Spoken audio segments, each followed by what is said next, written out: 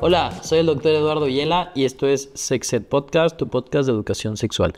El día de hoy vamos a hablar de la fisiología de la eyaculación, que es un proceso que por mucho tiempo, bueno, la asociación que se le da es solamente en el hombre, pero también hay un proceso de eyaculación que es presente en la mujer, que no es el squirt, se le conoce, da igual a una expulsión de líquido y que es completamente distinto. Entonces vamos a hablar aquí de cuáles son, cómo se define, vamos a hablar de cómo se presentan, cómo se integran a nivel neurológico y sobre todo cuáles son las diferencias y la utilidad, porque por lo general, nada más asociamos la eyaculación con el hombre al pensar, ok, es la expulsión del semen, que sí, y eso ayuda a la reproducción, y entonces no tendría por qué haber una en el cuerpo de la mujer, pero sí, y esto es importante porque el desarrollo genital desde el embrión tiene las mismas estructuras y a partir de ahí, si hay testosterona, se forman ciertos órganos y si no hay testosterona, se forman ciertos órganos.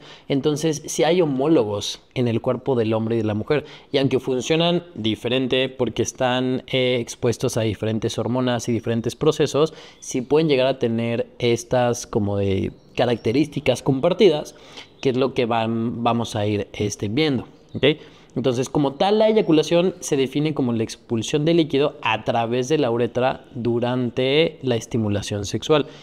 Entonces, ya con eso estamos quitando de que sea un evento exclusivo del hombre, que lo que se expulse sea semen. Y entonces le da esta, como que esta apertura a que tenga, sea un fenómeno que integre muchísimas más como eventos biológicos, ¿ok? La cuestión es que la eyaculación en el hombre está muy estudiada porque pues, todo en medicina está estudiado bajo los hombres y porque gracias a eso nos reproducimos y entonces se necesita. En el hombre lo que vamos a encontrar es que la eyaculación está dividida en dos fases, una fase de expulsión y una fase de emisión. La fase de emisión, emisión y expulsión. La fase de emisión es la primera fase. En la fase de emisión lo que vamos a ir haciendo es cuando empiezan los estímulos sexuales, se van juntando los tres componentes del semen, que son los espermatozoides que vienen del testículo, que en este momento ya están en el epidídimo y conducto diferente, el líquido seminal, que viene de la vesícula seminal, y el líquido prostático, que viene de la próstata. Estos tres componentes, cuando empieza a haber una estimulación genital adecuada y que el cerebro dice, ok, espera, a ver qué va a pasar, y empieza a integrar y empieza a darle como un sentido a estos estímulos, entonces va a desencadenar este proceso. Entonces todos estos se van juntando y estas como que van subiendo y se van a mantener en la parte posterior de la uretra o uretra prostática, que es justo cuando sale de la vejiga y luego está la próstata. Y este es un proceso que es inevitable, no lo podemos controlar, pero sí podemos como postergarlo. ¿Por qué? Porque en esta fase todavía no hay una expulsión y porque en esta fase lo que vamos aprendiendo con el tiempo y a través de la masturbación y a través de los encuentros sexuales es qué estímulos hacen que yo llegue más hacia la fase final. Y entonces yo puedo ir teniendo esto que se llama el control eyaculatorio, que es parte de la definición de la eyaculación precoz. Que entonces puedo yo decir, ok, si sigo haciendo esto, voy a llegar a este punto y también no quiero. Entonces, postergo, pienso en otra cosa, dejo de estimular, cambio de posición, de velocidad, lo que sea. ¿Para qué? Pues para que el encuentro pueda seguir existiendo antes de que haya una eyaculación. ¿Qué va a pasar en esta fase también? Es que el esfínter uretral interno, que es involuntario, se va a contraer. Este esfínter es el primerito que está debajo de la vejiga. Vamos a tener, tanto hombres y mujeres, dos tipos de esfínteres. El interno, que siempre es involuntario, cuando se llena la vejiga se abre y sale la orina. Y el voluntario o externo, que es el que aprendemos a controlar a los 2-3 años de edad. No es el que diga, sí, quiero ir al baño, pero no puedo ir aquí porque estoy grabando un podcast. Entonces, este esfínter es el que sí logramos controlar. Porque es importante que controlemos, que se cierre ese esfínter interno, porque si no se puede dar lo que se llama una eyaculación retrógrada. La uretra del hombre sirve para, o sea, es un órgano dual, sirve para orinar y sirve para eyacular.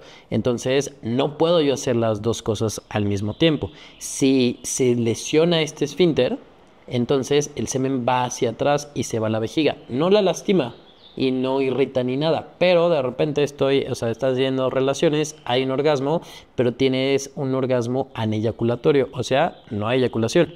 Y después, cuando se sospecha esto, se hace un nego, un estudio general de orina, y ahí encontramos a los espermatozoides. Que entonces, digamos, no es algo serio, pero sí es algo que suele ser incómodo. Por eso también, por ejemplo, no se puede orinar y eyacular al mismo tiempo, y por eso también no se recomienda orinar con una erección. ¿Por qué? Porque en ese momento el esfínter está cerrado. Entonces, si yo empiezo a hacer presión, empiezo a lastimar este esfínter, y eso puede generar con el tiempo esta lesión y que pudiera llegar a haber esta eyaculación retrógrada, que también se puede dar en hombres después de una cirugía de próstata, para tratar hiperplasia prostática benigna, donde se puede lesionar y entonces ahora va hacia atrás. ¿Ok?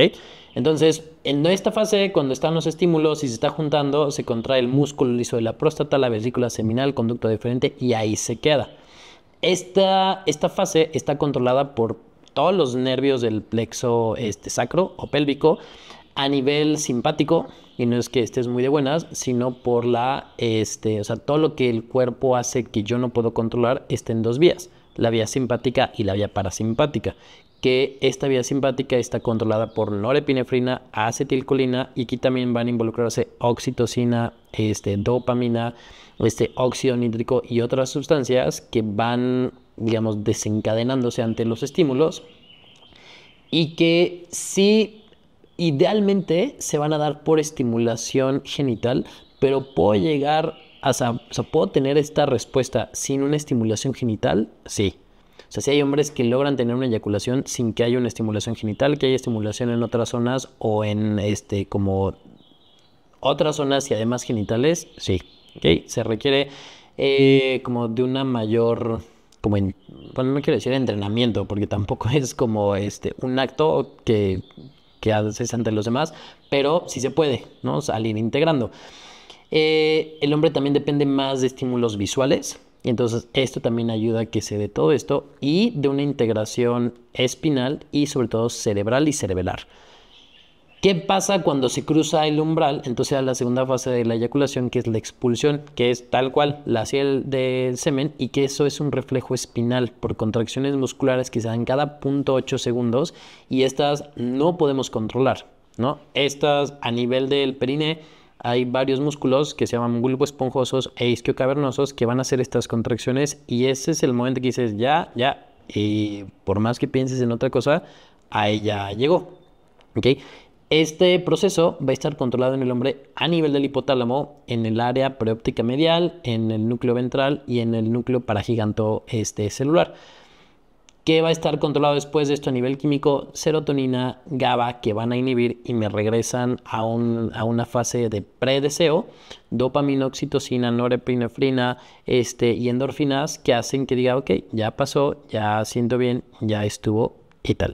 Y todo esto lo sabemos porque es un proceso que está muy estudiado en el hombre, porque de nuevo depende de la reproducción depende de la eyaculación, en el lado de nuestra participación, pero en la mujer es un proceso que está muy poco estudiado, y de hecho cuando hablamos de la eyaculación femenina, la gente hasta, o sea, como que se saca de onda de decir, ok, ¿de qué me estás hablando? O ahora, ¿qué me estás inventando? Y el tema es, como no tiene una implicación reproductiva, no se estudia. Hay teorías y hay varios estudios que, digamos, dirigen a la eyaculación femenina a una disminución en contraer infecciones de vías urinarias, porque se cree que el fluido que se expulsa durante la eyaculación tiene un componente microbiano y además de barre con sustancias, entonces que les ayuda a evitar infecciones. Ahora, no hay que confundirlas con la lubricación. La lubricación se da por glándulas especiales que hay en la pared de la vagina, que se llaman de Bartolino, que estas van a liberar este líquido que es antes de la penetración. Si no hay una lubricación, es muy difícil la penetración o puede generar cuadros de dispareunia, que es dolor durante la penetración. Como tal, la eyaculación femenina tiene que ver con unas glándulas que se llaman de Skene, que son como el homólogo de la próstata y que sí van a tener como que esta función durante durante la estimulación y durante el encuentro sexual.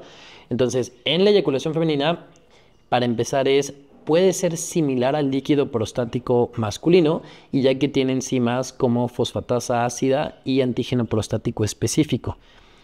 Se origina de estas glándulas, que también se conocen como glándulas de Skene, que están abajito de la uretra femenina, que aunque sí, la uretra femenina es mucho más corta y obviamente no va a tener la glándula prostática como tenemos nosotros tan grande, pero sí tiene esos como remanentes alrededor de la uretra que van a permitir esta secreción. Y lo que se especula es que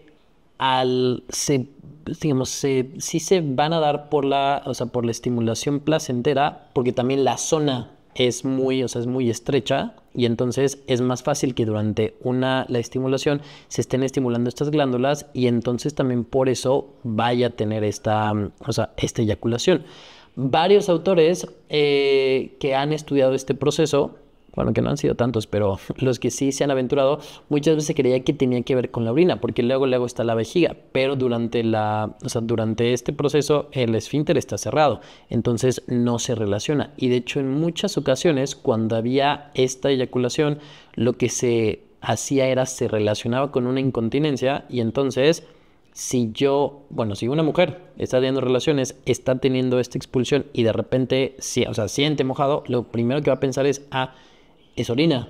Y entonces estoy mal. ¿Por qué? Porque ya tengo incontinencia. Y eso sobre todo llevaba a que o no se estudiara bien, o que no se le permitía tener la experiencia que era una respuesta ante el placer, y no simplemente como ya se te echó a perder la vejiga y ya se te echó a perder el esfínter, y entonces hay que arreglar algo que no estaba mal. Investigadores que vieron esto fueron Rainer de Graaf, Alexander Skene, que es el que estudió estas glándulas y por eso tiene el nombre, y John Hoffman, que fue quien tal cual estudió microscópicamente la anatomía de todo este tejido y se dio cuenta de que sí, que que son el homólogo de la próstata, que la próstata en el hombre, producimos el líquido prostático para la maduración de espermatozoides y para ayudar a que el semen contrarreste el pH de la vagina, que es muy bajo, pero en cuestión de la mujer es simplemente una respuesta a una estimulación placentera. Lo mismo que el clítoris, su única función es dar placer, y por eso llega a tener como este choque en lo que se cree que debe o no tener el cuerpo de la mujer. ¿Qué tanto se libera? La verdad es que es muy poquito, es diferente de la eyaculación masculina, que tiende a ser entre 1.52 y 5 mililitros. La eyaculación femenina pueden ser unas gotas, y puede ocurrir durante el orgasmo, aunque no todas las mujeres lo experimentan. No hay tantos estudios como para poder hablar de ello, pero se cree que entre un 50-60% lo han experimentado y ellos no se dan cuenta, ¿okay? Y este líquido es algo blanquecino lechoso, pero puede ser muy espeso, pero nuevo. Se puede como confundir con la lubricación, y en las relaciones sexuales heterosexuales también se puede confundir con el semen de la eyaculación masculina, entonces por eso luego no se le da como que ese punto. Ahora, la eyaculación femenina no es el squirting. El squirting o chorro es un evento que es completamente ajeno, y que también por mucho tiempo o se pensaba que realmente no pasaba, o que era orina, que también es falso. El squirting como tal es un fluido que se expulsa, que es principalmente agua con urea y creatinina. O sea, es un transudado de la orina. O sea, sí viene de la orina, sí viene de la vejiga, pero no es orina como tal. Y es lo mismo que con la eyaculación femenina. Si yo lo relaciono con la orina, entonces estoy diciendo, es que estás teniendo relaciones, estás teniendo expulsión de orina, entonces estás mal, entonces ya no tengas, y entonces todo esto lo que suma es culpa, vergüenza, y le estoy diciendo a la mujer, tu cuerpo ya no funciona bien. Y entonces evita esos estímulos cuando no tiene nada que ver. Tanto la eyaculación como el squirting son una respuesta a una estimulación sexual placentera. O sea, estás haciendo bien las cosas, estás disfrutando bien, y yo llego como médico y te digo, no, ya se te disfuncionó algo allá abajo, ya no lo hagas. Entonces esto limita mucho la experiencia de las mujeres. Si se expulsa por la uretra, pues porque es el único conducto que va a haber ahí, y la cantidad puede ser muy variable, puede, o sea, dependiendo de la mujer, y tampoco significa que si hay o no es que sí hay más placer y que sí disfruto más, porque eso también es algo de lo cual se empieza a apropiar el hombre, ¿no? Por lo que habíamos hablado en nuestros episodios sobre el modelo capitalista. Yo sí logré que mi pareja tuviera un squirt, entonces yo soy el bueno, yo sí puedo, yo sí tal, y entonces estoy haciendo una experiencia del cuerpo de ella como algo mío, como algo que yo logré, y obviamente eso también, pues no está bien, ¿ok? Y ahí la consistencia es claro, oscuro, pero luego también puede variar. ¿Okay? Entonces, ¿qué diferencias tienen? Es la eyaculación femenina viene de estas glándulas de Skene, mientras que el squirt sí viene como tal de la vejiga urinaria. La eyaculación femenina va a contener líquidos similares al líquido prostático, mientras que el squirt es solamente orina diluida, es un transudado. La eyaculación femenina puede involucrar unas pequeñas cantidades, pero el squirt sí puede ser una mayor cantidad de líquido y también la consistencia va a ir variando. ¿Okay? Y lo importante con estos dos temas es, se tiene que normalizar. La eyaculación es un proceso que pasa tanto en el hombre como en la mujer, que en la mujer no es algo de lo cual haya que avergonzarlas, como por mucho tiempo, se hizo y de que a lo mejor algo tuviera mal su cuerpo y de que entonces algo malo está pasando y ya no lo tienen que seguir. Y simplemente decir, ok, si tu cuerpo funciona de esta manera, está bien. Que lo sigan haciendo, que lo sigan viendo.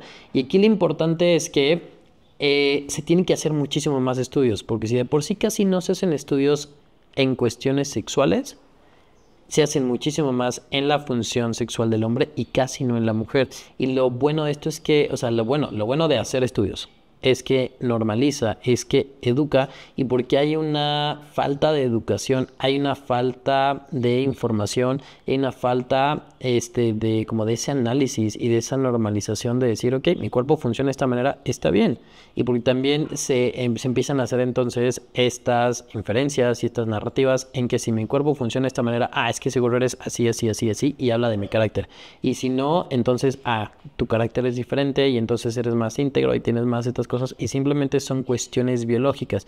Y ese es el problema de cuando le empiezo a dar una connotación de qué tanto vales o qué tan buena persona o qué tan acá arriba, acá abajo eres según cómo funciona tu cuerpo. Y la presencia de estos eventos simplemente es eso, es biológico, ahí está. Y como no tiene en sí la eyaculación, el squirt, un componente biológico útil en cuestión de reproducción y tal, y simplemente es una expresión de que hay una estimulación adecuada, entonces no se le voltea a ver. Y como socialmente estamos limitando y estamos bloqueando que las mujeres tengan este deseo, que disfruten su sexualidad, que experimenten, que hagan como lo hacemos nosotros, entonces no se normaliza. Y si lo quieres hacer, pues entonces estás mal. Y eso es precisamente lo que se busca cambiar con la investigación y con la educación, y obviamente con trabajos como este. Muchas gracias, nos vemos en la siguiente.